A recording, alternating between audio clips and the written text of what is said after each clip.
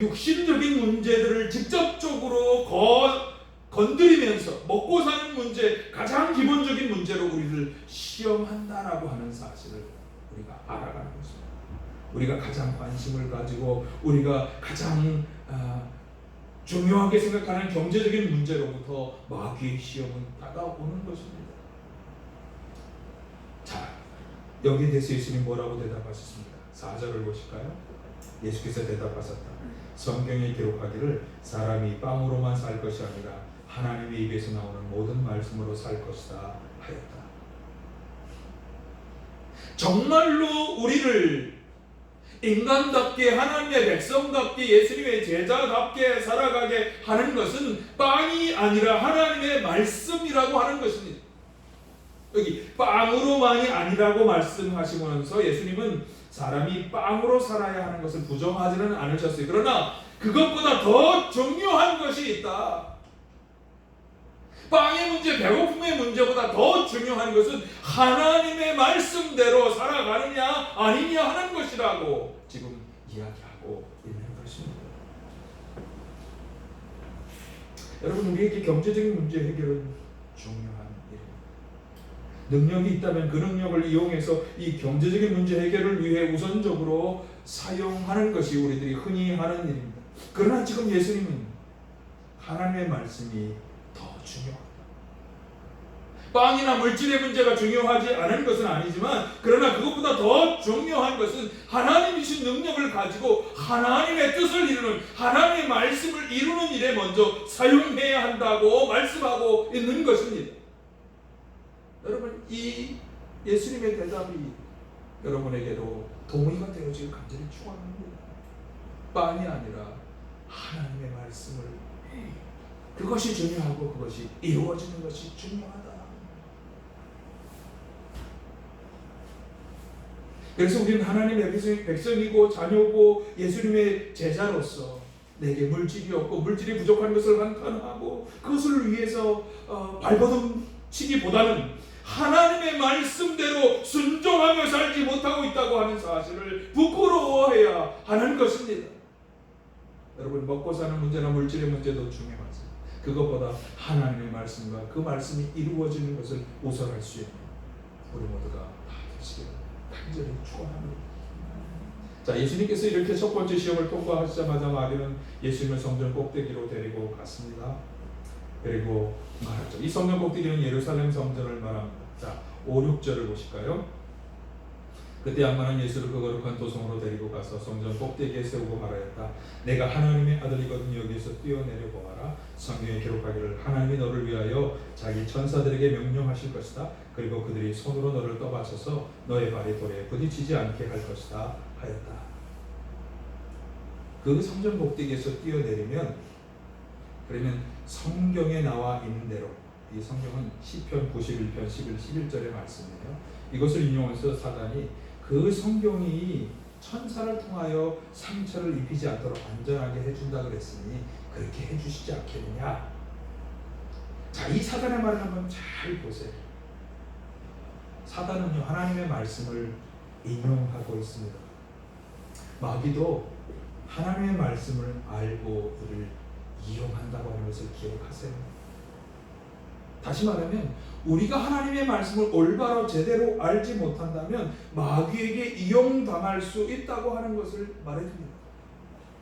지금 신천지에 관한 얘기가 참 많이 나오는데요. 14년 동안 거기다 빠졌다가 빠져나온 분이 하는 인터뷰가 어느 신문에 실렸더라고요. 보니까 그렇게 인간적으로 잘 대우해주고 상처 입고 갈등 입었던 것들을 성경 말씀대로 속속들이 하나하나 대입하면서 잘 풀어준대요. 거기다가 말씀 가르치는 게 얼마나 재밌는지 모릅니다. 그래서 나중에 그 인터뷰 끝에 그러면 그 신천지로 왜 빠져나왔습니까? 나중에 이게 성경적이 아니라고 하는 것을 깨닫다. 그러니까 우리가 성경의 말씀을 올바로 근본적으로 그 말씀의 토대 위에 서지 못한다면, 제가 맨날 강조하죠. 그렇게 열심히 읽으라고, 그렇게 배우는 모임에 나오시라고. 그런데 그래서 그런 것이 소홀히 되고 잘 모르면 마귀에게 넘어가는 거예요. 이단에 빠진 분들은 왜 빠집니까? 올바로 제대로 알지 못합니다. 때문 아니겠습니까? 여러분, 하나님의 말씀조차 이용하는 마귀의 교활함에 속지 마시길 바랍니다. 자, 그러나 사실 이 두 번째 시험에서 마귀가 정말로 시험하려고 하는 것은 명예에 대한 욕망이에요. 그렇게 뛰어내려서 천사들을 받들어주는 것을 경험해서 어떻게 하라는 거예요? 그렇게 받들어준 것에 대한 굳건한 확신과 믿음을 가지라고 말하는 것은 아니에요. 그렇게 천사들이 떠받쳐주는 것을 많은 사람들이 보게 하여 그들로부터 인정과 영광을 얻으라는 말이에요.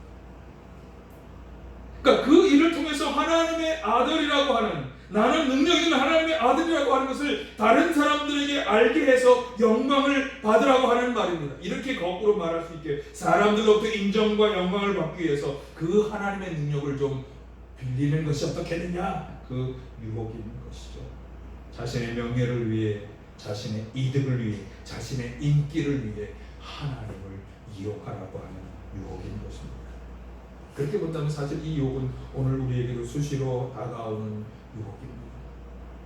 자신의 명예와 인기를 위해 하나님을 이용할 수 있다고 하는 이 유혹은 능력 있는 많은 그리스도인들이 넘어가는 유혹이에요. 자신의 이득을 위해서 하나님의 이름을 팔고 자신의 유익을 위해서 교회를 파는 얼마나 많은 사람들이 있습니까? 그런 사람들의 얘기가 계속해서 매스컴에 들려오고 있지 않습니까? 여러분, 여기에 속아 넘어가면 안 됩니다. 하나님은 만홀히 여김을 받으시는 분이 아니에요. 하나님께서는 사람이 자기 자신을 위해, 자기 자신의 유익을 위해 이용할 수 있는 그런 분이 아니에요. 하나님이 우리들을 이용해야지 어떻게 우리가 하나님을 이용할 수 있는 것입니까? 여러분 꼭 기억하시기를 바라요. 하나님은 우리가 마음대로 이렇게 저렇게 움직이셔야 하는 분이 아니에요. 내가 하나님에 의해서 움직여져야지. 그렇지 않습니까? 하나님께서 우리를 움직이시고 우리를 이용하셔서 당신의 뜻을 이루셔야 하는 거예요. 그런 의미에서 우리는 나의 욕망을 구하고 마치 그것이 하나님의 나라를 위한 것이냐, 하나님의 교회를 위해 하는 것이냐 해서는 안 되는 것입니다. 자신이 가지고 있는 그 이념과 신념이 도대체 어디로부터 비롯된 것입니까? 하나님에게서 오는 것입니까? 세상 정치에서 온 것입니까? 우리는 오직 하나님이 원하시는 것을 구해야 하지 않습니까? 마태복음 6장 33절에서 말씀하잖아. 너는 먼저 하나님의 나라와 하나님의 의를 구하여라. 그리하면 그 모든 것을 더하여 주실 것이다. 기억하시길 바랍니다. 이런 마귀의 시험에서 예수님은 마귀의 유혹과 본질을 꿰뚫으셨어요. 그래서 신명기 6장 16절의 말씀을 인용해서 4장 7절에서 이렇게 말씀하죠. 보실까요? 예수께서 악마에게 말씀하셨다. 또 성경에 기록하기를 주 너의 하나님을 시험하지 말아라 하였다.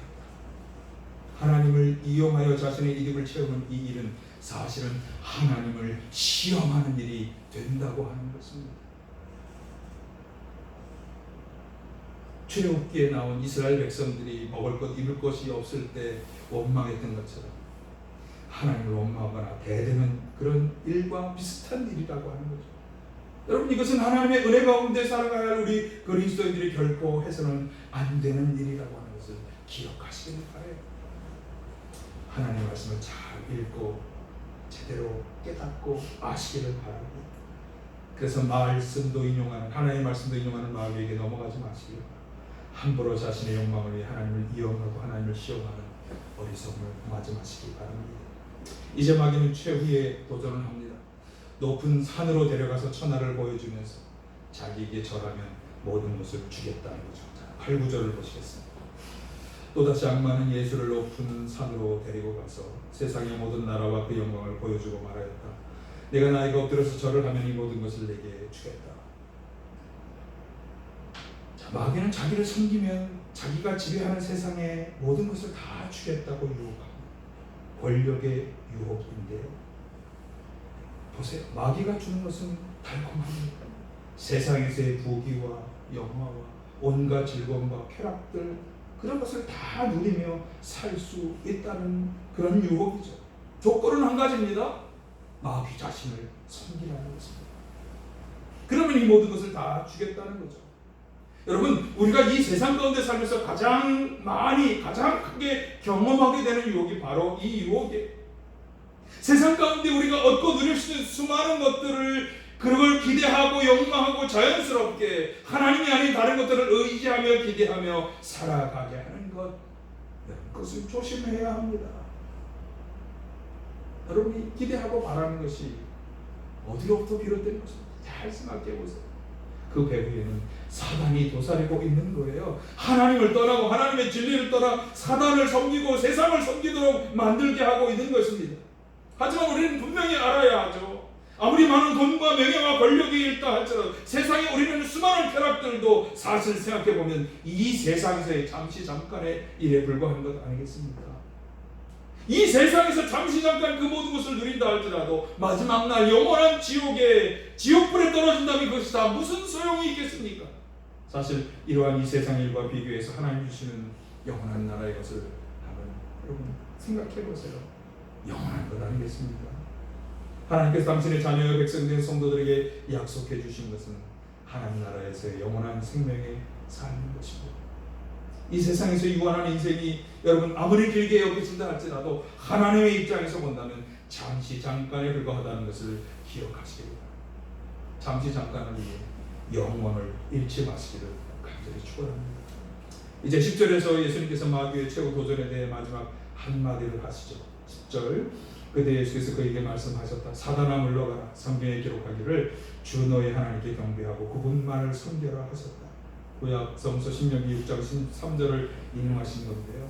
우리가 경배하고 섬겨야 할 분이 있다면 바로 하나님뿐이라고 하는 거예요. 세상이 그 어떤 것들과 그 하나님을 견주지 말아야 한다고 하는 것입니다.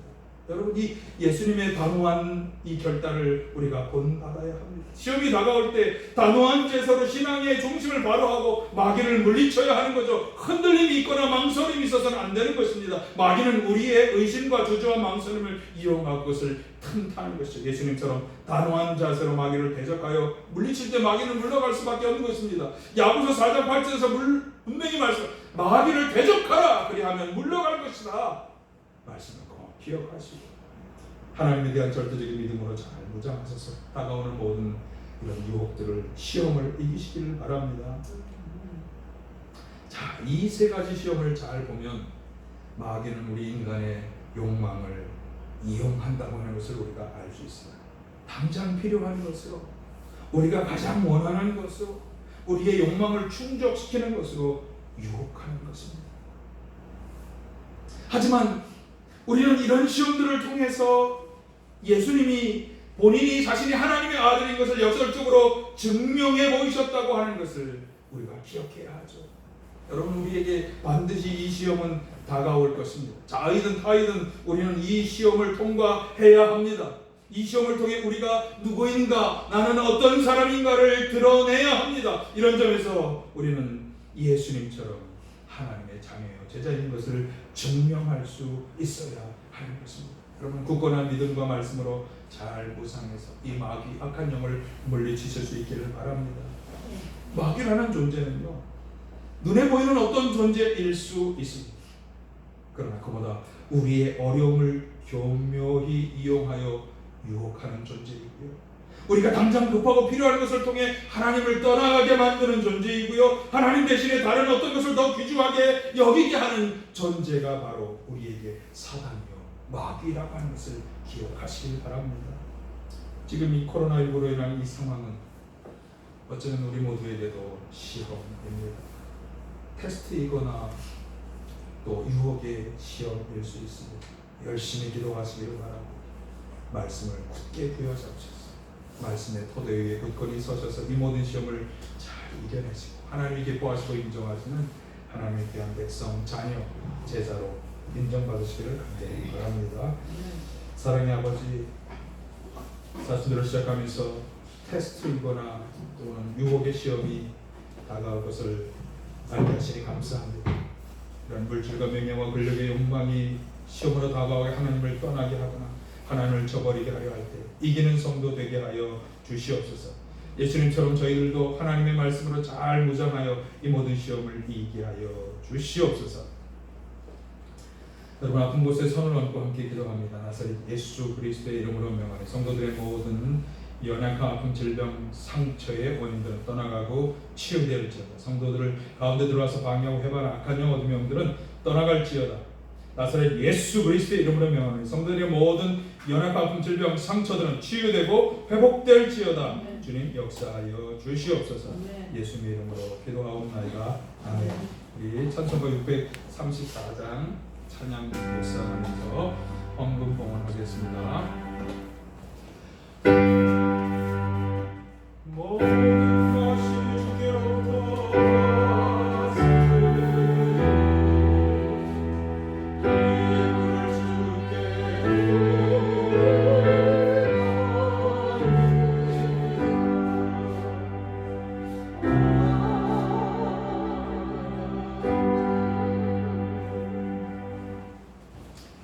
구원의 은혜를 베풀어 주신 아버지, 지난 한 주간 동안 지키고 인도하시고 돌보아 주신 것을 감사하면서 앞으로도 우리의 삶을 인도하시고 돌보시고 책임져 주실 것을 감사하면서 모든 우리의 감사를 담아 마음과 정성과 믿음을 담아 이 예물을 드립니다. 주일원금을 드립니다. 감사헌금을 드립니다. 건축헌금을 드립니다. 선교헌금을 드립니다.